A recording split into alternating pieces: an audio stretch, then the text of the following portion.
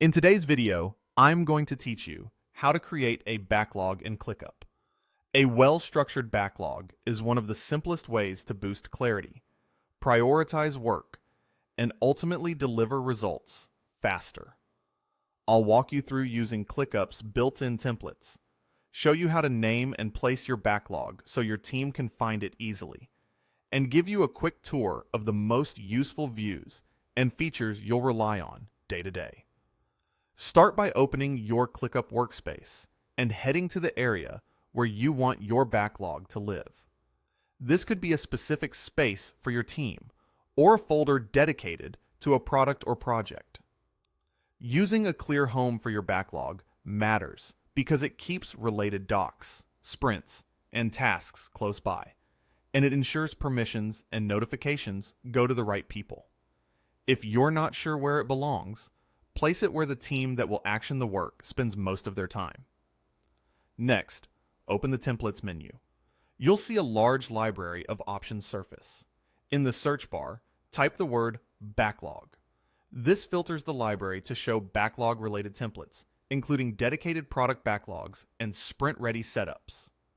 Choose the backlog template that fits your needs and select it to preview what's included, such as statuses, fields, and sample views. When you're ready, click Use Template. You'll now see customization options. Give your backlog a clear, intuitive name, something like Product Backlog, Marketing Backlog, or Website Revamp Backlog. If your organization has naming conventions, follow them so teammates can quickly recognize where to add or find work. Confirm the location so the list is created in the space or folder you picked earlier. Before you finalize, you can decide how much of the template you want to bring in. ClickUp lets you import everything as provided, or you can customize import options to choose specific elements like task statuses, custom fields, tags, automations, and views. If you already have standards for statuses or fields, customizing can keep your workspace consistent. If you're starting fresh, importing everything is a great way to get a complete, working setup immediately. For this walkthrough, I'll import everything so you can see the full experience. When you're satisfied, click Use Template again.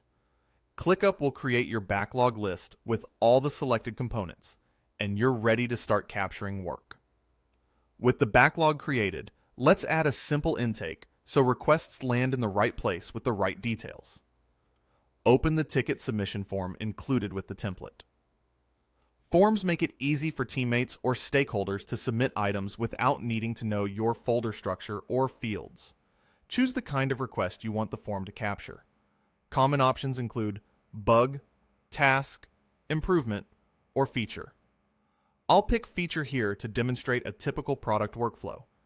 Give the form a clear title so submitters know exactly what it's for, and make sure the required fields collect enough context to action the item without a lot of back and forth. A short description, expected outcome, and any relevant links are often enough to start. If your process uses priorities, enable the priority field so submitters can indicate urgency.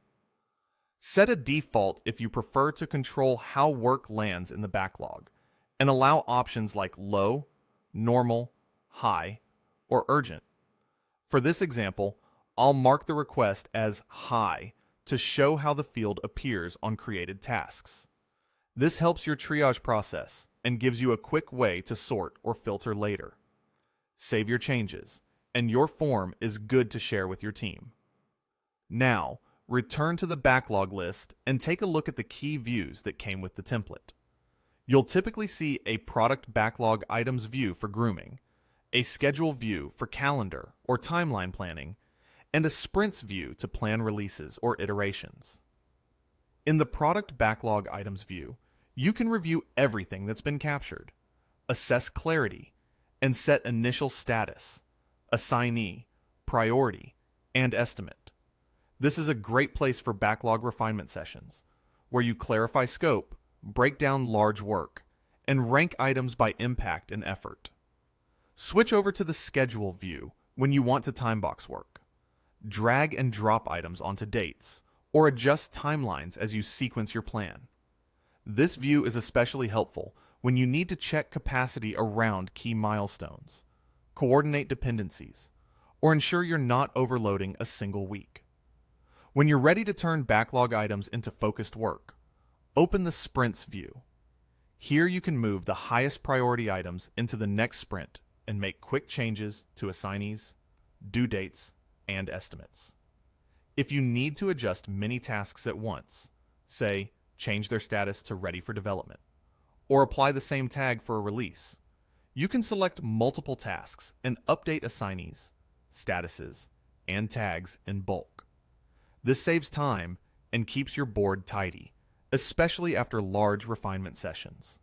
At this point, you've set up a clear intake, created a home for your backlog, and enabled the core views you'll use to prioritize and plan.